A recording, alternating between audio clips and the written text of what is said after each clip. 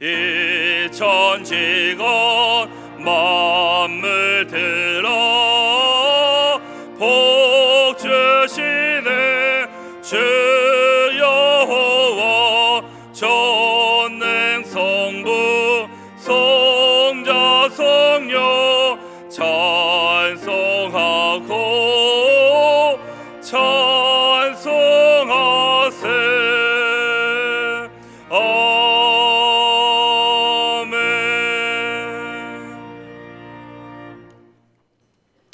앞에서 가고 뒤에서 따르는 자들이 소리 지르되 호산나 찬송하리로다. 주의 이름으로 오시는 이여 찬송하리로다. 오는 우리 조상 다윗의 나라여 가장 높은 곳에서 호산나 하더라.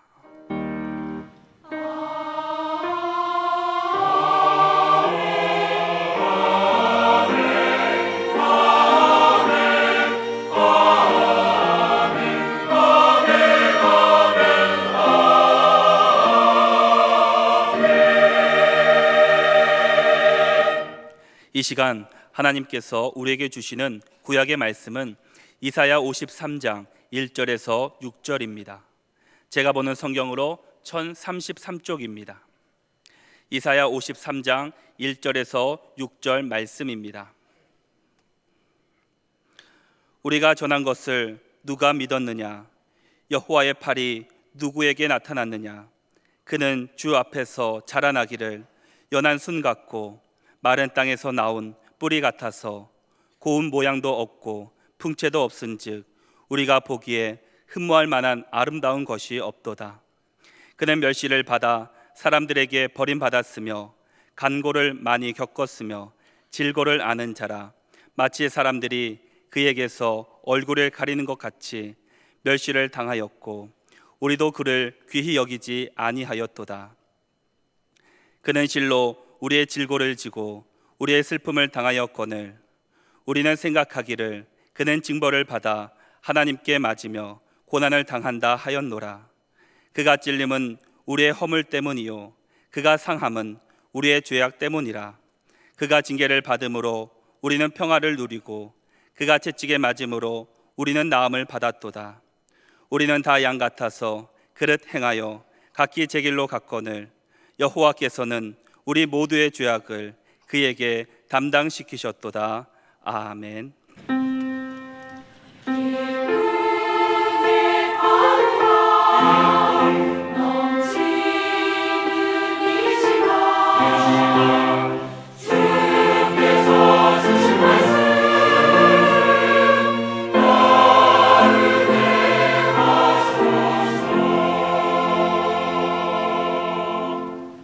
하나님께서 우리에게 주시는 신약의 말씀은 마태복음 21장 7절에서 11절입니다.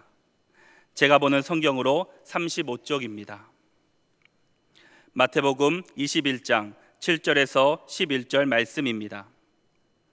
나귀와 나귀 새끼를 끌고 와서 자기들의 겉옷을 그 위에 얹음에 예수께서 그 위에 타시니 무리의 대다수는 그들의 겉옷을 길에 펴고 다른 이들은 나뭇가지를 베어 길에 펴고 앞에서 가고 뒤에서 따르는 무리가 소리 높여 이르되 호산나 다윗의 자손이여 찬송하리로다.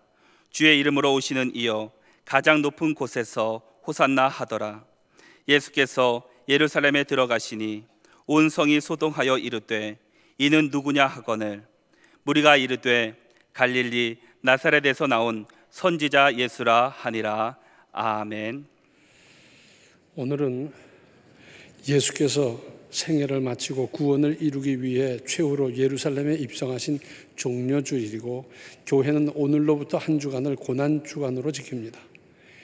예수님은 특별기도하신 후 공생애를 시작하시면서 제자들을 부르시고 선발하여 가장 가까이에서 시청각 교육, 아니 실물 교육을 하셨습니다.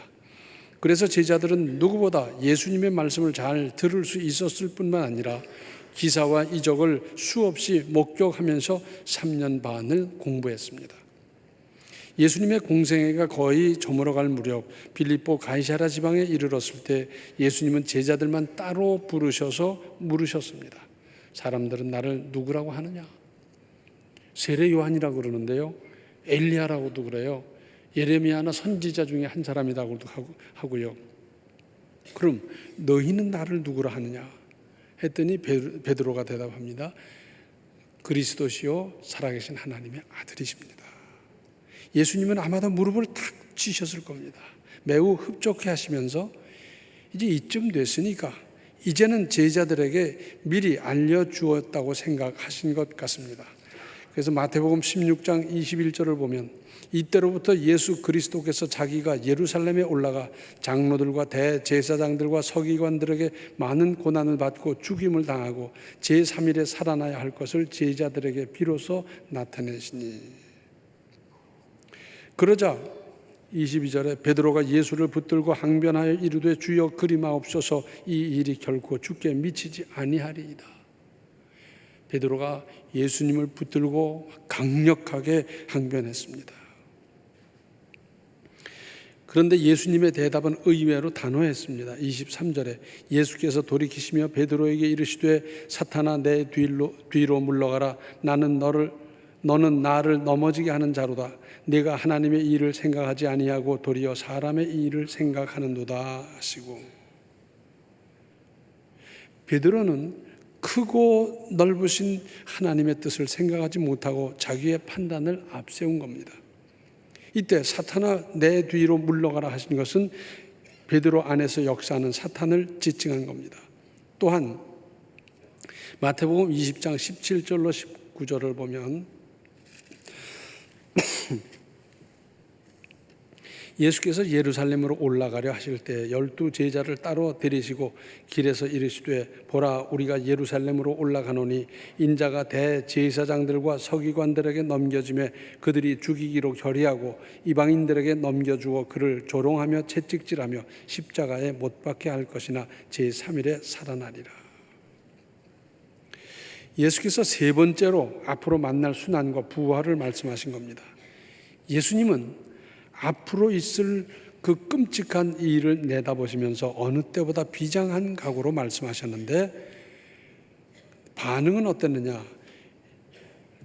마태복음 20장 20절로 23절에 그때의 세베대의 아들의 어머니가 그 아들들을 데리고 예수께 와서 절하며 무엇을 구하니 예수께서 이르시되 무엇을 원하느냐 이르되 나의 이 두 아들을 주의 나라에서 하나는 주의 우편에 하나는 주의 좌편에 앉게 명하소서. 예수께서 대답하여 이르시되 너희는 너희가 구하는 것을 알지 못하는도다. 내가 마시려는 잔을 너희가 마실 수 있느냐 그들이 말하되 할 수 있나이다. 이르시되 너희가 과연 내 잔을 마시려니와 내 좌우편에 앉는 것은 내가 주는 것이 아니라 내 아버지께서 누구를 위하여 예비하셨던지 그들이 얻을 것이니라. 지금까지 예수님을 따라다닌 수고에 대해서 굉장한 세상적인 보상을 생각하는 것이었습니다. 여기서 우리가 주목해야 할 대목이 있습니다. 예수께서는 그 참혹한 십자가 알면서 가야 했습니다. 그래서 겟세마네 동산에서 기도하실 적에 할 수만 있으면 이 잔을 내게서 지나가게 해달라고 간절히 기도했더랬는데 그럼에도 불구하고 아버지의 뜻이 이루어져야 되기 때문에 그 십자가를 지셨습니다. 힘들고 고통스러워도 해야 할 일이 있습니다. 그런 일은 해야 합니다. 반드시 해야 합니다. 반면에 편하고 이익이 되고 재미있어도 하지 말아야 할 일이 있습니다. 안 해야 합니다. 멈춰야 합니다.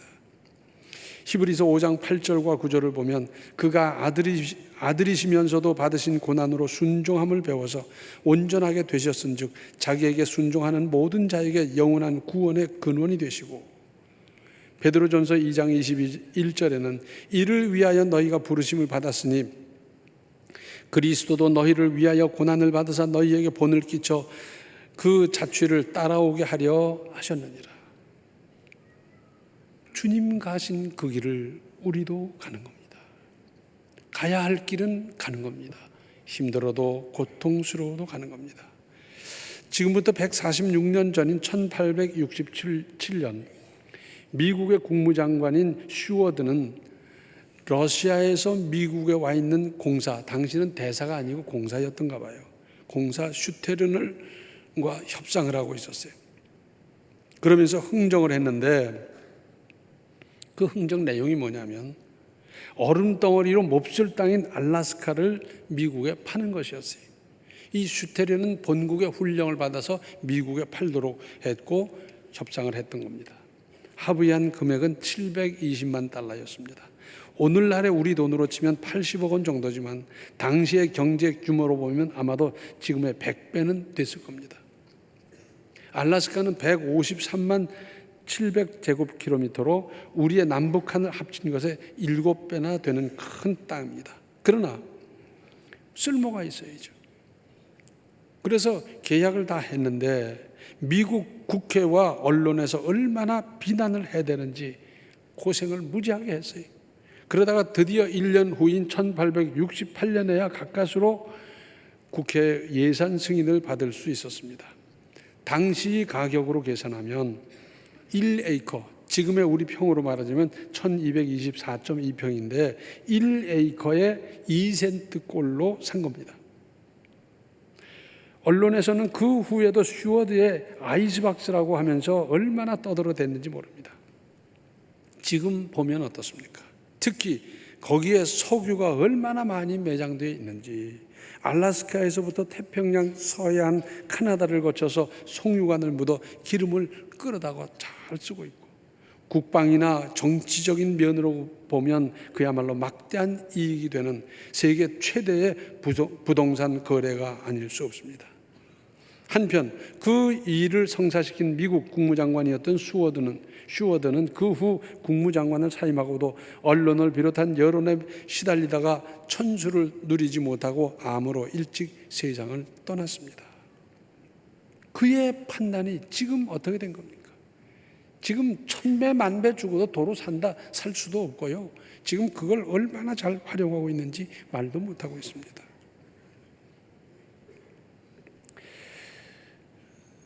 할 일은 힘들어도 하는 겁니다. 다음으로 예수께서 예루살렘으로 들어가실 때 사람들은 자기의 겉옷을 길에 펴서 지나가도록 하면서 호산나 다윗의 자손이여 찬송하리로다 가장 높은 곳에서 호산나 했더랬습니다. 열광하는데 개선 장군을 맞이하는 군중 같았습니다. 좌우간 예루살렘 온 성이 소동했습니다. 그런데 바로 그 군중이 며칠 후에는 어떻게 변했습니까? 이 명절 때는 죄수 중에 한 사람을 놓아주는 관례가 있었더랬는데 본디오 빌라도 총독이 강도범과 예수님 가운데서 누구를 석방할까 했더니 군중들은 강도 바라바를 요구했습니다. 그 사람을 풀어줬어요. 예수님에 대해서는 한결같이 십자가에 못 박혀야 하겠나이다 했습니다. 오늘날 우리식으로 말하자면 죽여라 그러는 거죠. 예루살렘의 유대인들은 자기들의 기대와 의도와 다르다고 하여 죽이라고 했더랬습니다. 옛말에 인심은 조석변이라고 그래요. 인심이 아침 다르고 저녁 다르고요. 이랬다 저랬다 하는 거고 막 그런 거예요. 사람의 마음이 그렇잖아요. 내 속으로 낳은 내 자식은 내 마음대로 됩니까? 인심이 이렇게 표변할 수 있습니까? 그렇습니다. 인심은 그래요. 그걸 갖다 우리말로 변덕이다 그러죠. 예수님은 그래서 제자들이나 군중에게 의탁하지 않으셨다고 했습니다. 이사야서 2장 22절을 보면 너희는 인생을 의지하지 말라 그의 호흡은 코에 있나니 새말 가치가 어디 있느냐. 표변하는 조속으로 변하는 그 인심 사람 의지하지 말고 하나님 의지하라는 거고, 요한복음 14장 1절을 보면 너희는 근심하지 말라 하나님을 믿으니 또 나를 믿으라 그랬어요. 언제 어디서나 예수님 믿으며 사는 겁니다. 그리고 디모데후서 2장 3절을 보면 너는 그리스도 예수의 좋은 병사로 나와 함께 고난을 받으라 했습니다. 디모데 전후서는 신학에서 목회서신이라고 합니다. 바울이 사랑하는 디모데에게 보낸 목회적인 내용이기 때문이고 물론 오늘날의 모든 그리스도인들에게 주시는 하나님의 말씀입니다. 그런데 바울이 아들같이 누구보다 사랑하는 디모데에게 나와 함께 고난을 받으라 했습니다. 아무에게나 할 수 없는 말입니다. 당신 나와 함께 고생합시다. 됩니까? 이 말씀을 마음속 깊이 이해할 수 있는 수준 높은 신앙인들이 다 되시기를 바랍니다. 세 번째 하늘까지 다녀온 바울의 증언이 있습니다.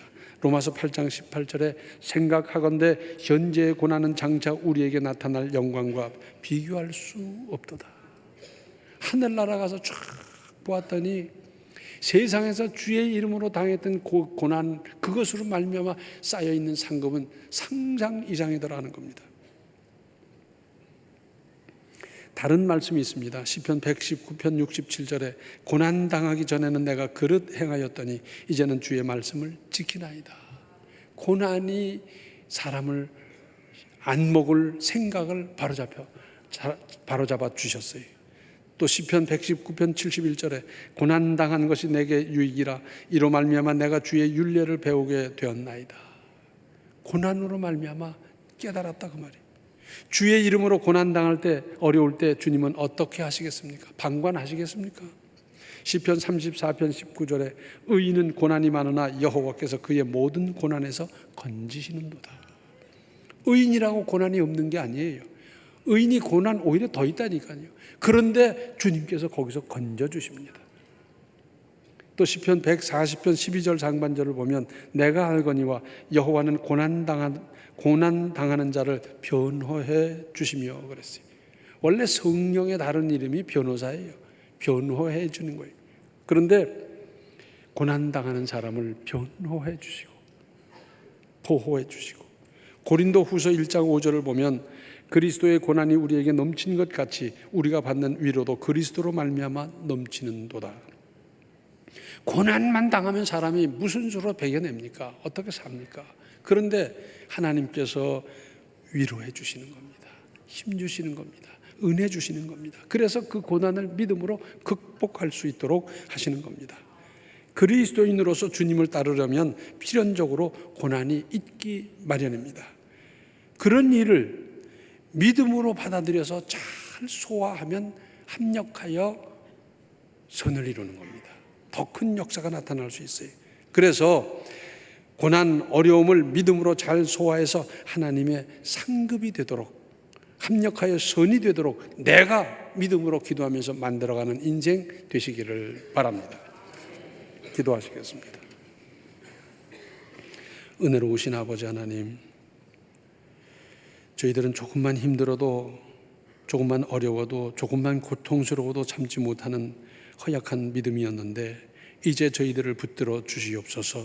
이제는 고난을 믿음으로 극복할 수 있게 하시고 합력하여 선을 이루시기를 기뻐하시는 만극하신 은혜를 이제 오히려 그런 가운데서 체험할 수 있도록 주여 도와 주시옵소서. 주님 가셨던 믿음의 길, 고난의 길, 그 길을 우리도 믿음으로 따를 수 있는 큰 믿음의 사람들 다 되게 하여 주시옵소서. 예수님의 이름 받들어 간절히 기도하옵나이다. 아멘. 예수께서 당하신 고난에 믿음으로 동참하십시오. 지금은 생명의 주 예수 그리스도의 은혜와 하나님 우리 아버지의 극진하신 사랑과 성령의 감화, 감동, 충만, 교통하심이 주님의 고난에 믿음으로 동참하는 결단을 하는 모든 하나님의 백성 위에 이제로부터 영원토록 함께 계시기를 간절히 축원하옵나이다. 아멘.